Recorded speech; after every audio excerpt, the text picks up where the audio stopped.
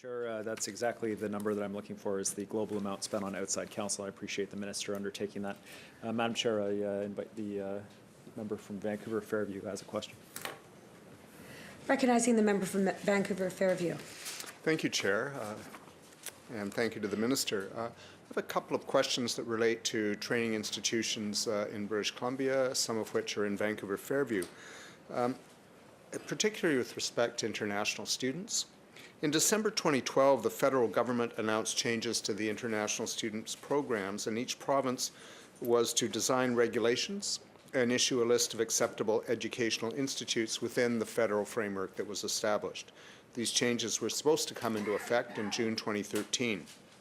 After a year of uncertainty for these institutions, particularly in British Columbia, where the government took a long time in establishing regulations, the federal government extended the deadline to June 2014, and your government finally announced in February of this year, and I quote, new rigorous requirements, unquote, that all post-secondary institutions and language schools accepting international students for study programs of longer than 6 months will be required to have British Columbia's Education Quality Assurance, or EQA, designation.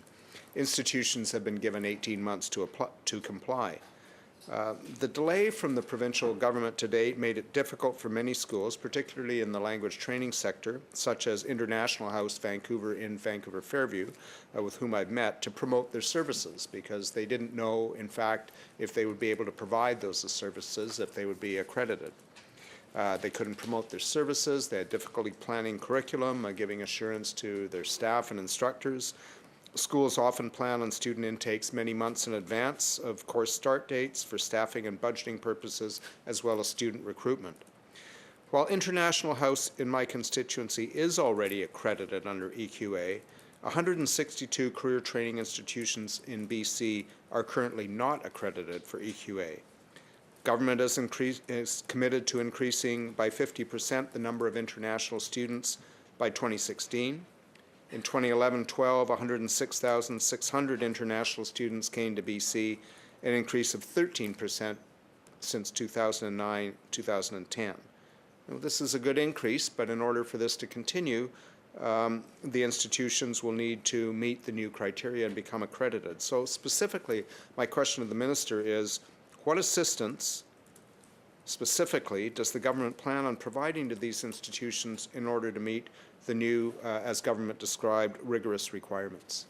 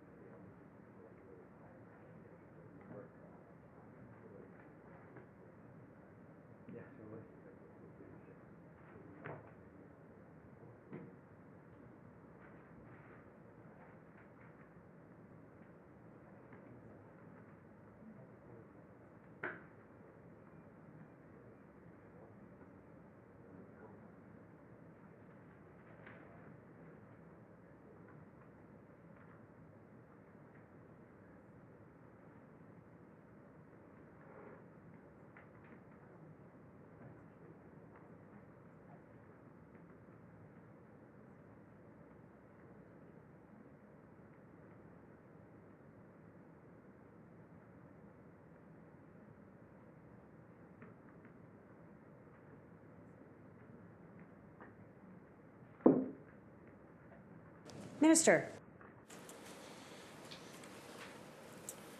Madam Chair, I very much appreciate the member's passion for education and support of the fact that in British Columbia we do have to keep a very high standard, which even makes our British Columbia brand that much more appetizing to all those that wish to come here. The transition to the EQA standard will be phased in over 18 months. That alone provides all competent organizations a great deal of time to be able to look at what's affected and look at the new requirements. We talked about quality in education, and BC is certainly a priority for all of British Columbians, and our commitment is to make that education and can meet that brand of British Columbia education very high. By keeping that brand and that quality very high, it becomes the natural choice for international students because they gravitate to systems where standards are identified as being high. But in the specifics, we want to make sure that there's clearly defined pathways. So some of those language schools, in terms of the kind of areas where they have gaps in service, whether that be financial acumen, whether that be quality of education, to help identify those gaps with them. So we're certainly working with some of they have lobbying and or consortiums such as Languages Canada that support these language schools. We're working with those. In addition, PICTIA, the Crown Corporation that manages on behalf of government private training in British Columbia, is providing info sessions for all these schools so they clearly understand which parts of their standards they are meeting and which parts they have 18 months to continue to work towards to meet. Member. Thank you, Chair, and through you, thank you to the Minister. The member from Point Grey and I had the opportunity to spend quite a bit of time with people at International House. We were excited by what we saw. We saw a full house, people working. They talked to us about the history of developing the school and how Vancouver is in fact a preferred location for foreign students coming to learn English. It not only is good for BC because it attracts foreign students who may go on and often do go on to post-secondary institutions and to help fill the talent pool in British Columbia. Many of them ultimately stay and work and contribute to building our economy. So this all ties together, and it's a very important part of the economy, as I'm sure the Minister knows. I will say that when we were there, the member from Point Grey and I, there was quite a bit of concern at that point because the school administrators still did not know what the requirements would be. They now do know, and I'm pleased to hear the Minister indicate that there will be some assistance offered to people in a changing regulatory landscape to help them adapt, do what they have to do to continue to be successful and to thrive. There's no argument with ensuring rigorous standards, but obviously it is important, Chair, that if these schools are going to continue to thrive, be successful, employ British Columbians, and also bring in foreign students, that they're not unreasonably delayed in their planning, their course planning, their recruitment, or the other things that they have to do to ensure that their reputation is maintained internationally. I'm sure the Minister knows that if there's a gap of a year or a couple of terms in terms of a school being able to give assurance to a student that they can provide and they will be authorized to provide the training that they need, that can be a significant inhibition to recruitment, and it can actually create a disconnect or an interruption in a school's reputation. Some of the schools and institutions and their representatives have also said to me that they're quite concerned that there are many factors that need to be weighed in making decisions, that those decisions and factors may involve other ministries, perhaps small business, perhaps labor, along with the various schools and colleges themselves that will be affected. That this is important for the international education sector as a whole in the province. Frankly, some of these institutions are concerned that to date the approach of the ministry has not been sufficiently consultative, that the decisions have not been based on consultation, they've just simply been made. So could the Minister tell me through you, Madam Chair, how the government plans to consult with stakeholders regarding the implementation of the decisions that have been made and any further regulations that may be implemented to which they will have to adhere?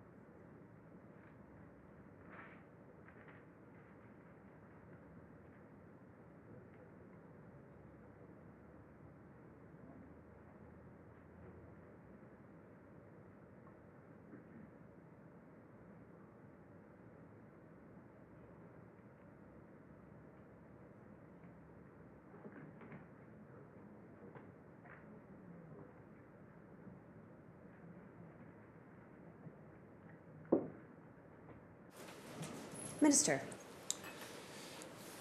Madam Chair, to the member from Vancouver Fairview, let me start with perhaps a broader statement that the quality of education in British Columbia will not be compromised. And we're going to continue within that broader framework with that statement in mind to work with key stakeholders to ensure that those schools that meet their standards will to become accredited. So we're working with representatives of the language schools, for example, Languages Canada, representative of theological schools as well, to examine what they have for quality standards, examine where they have the gaps. This is as a result of change in federal regulations requiring the international student program, and it's 18 months to do so.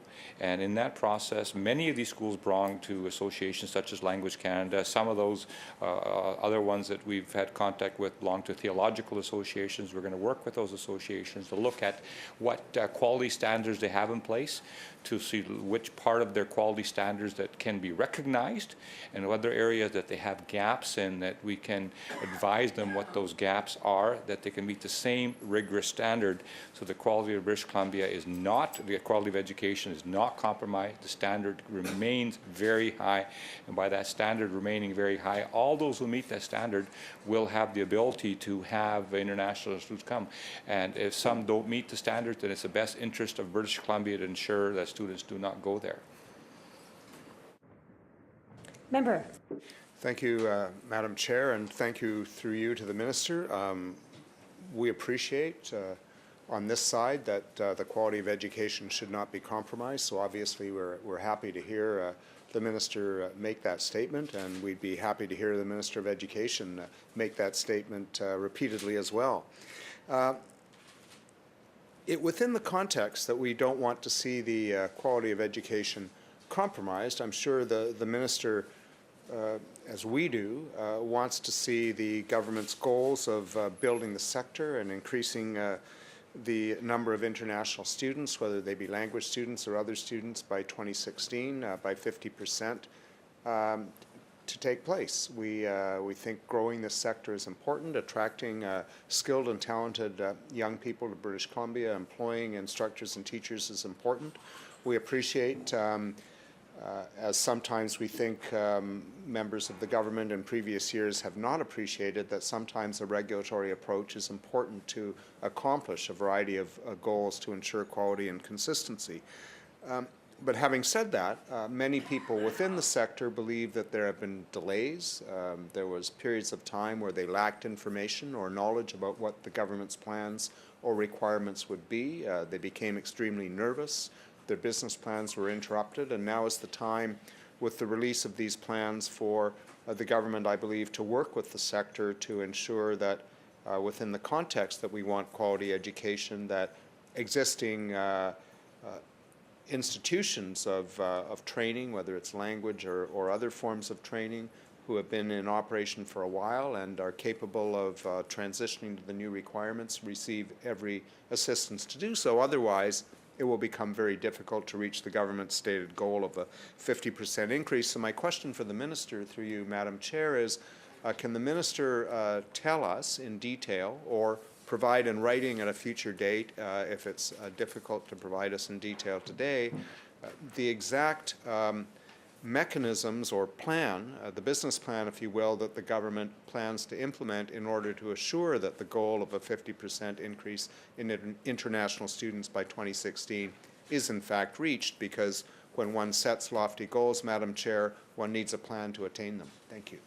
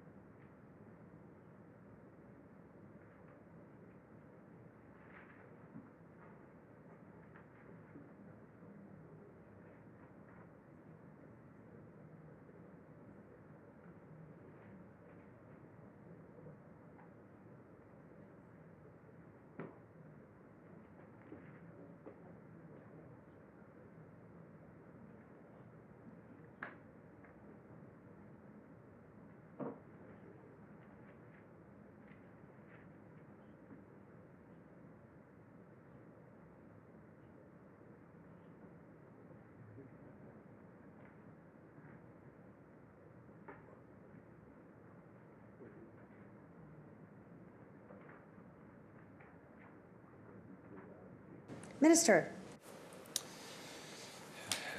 Madam Chair, as a member opposite from Vancouver Fairview will recall, in 2012, as part of the Canada Starts Here, the BC Jobs Plan, there was embedded in that an international education strategy, and those documents are readily available online if one chooses to look at them. It promotes indeed the two-way global flow of students, educators, and ideas between countries. And I'll just off an offshoot, perhaps go off on a slight tangent. I just met with the Chinese Deputy Minister of Education, who oversees a contingent of 100 million students, and talking about operationalizing that and increasing that two-way flow of students. And our strategy indeed positions the province and residents to benefit more from the social, cultural, economic opportunities of international education. And I'll just speak to some success as well.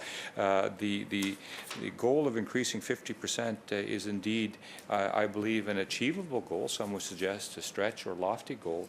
The benefits to our province in many, many ways are very, very positive. There's been a 13% increase to date, and I'll use the example of Camosun College in September 2013.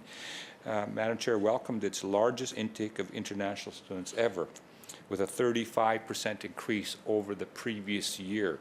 So one institution in one part of British Columbia had a 35% increase over the previous year.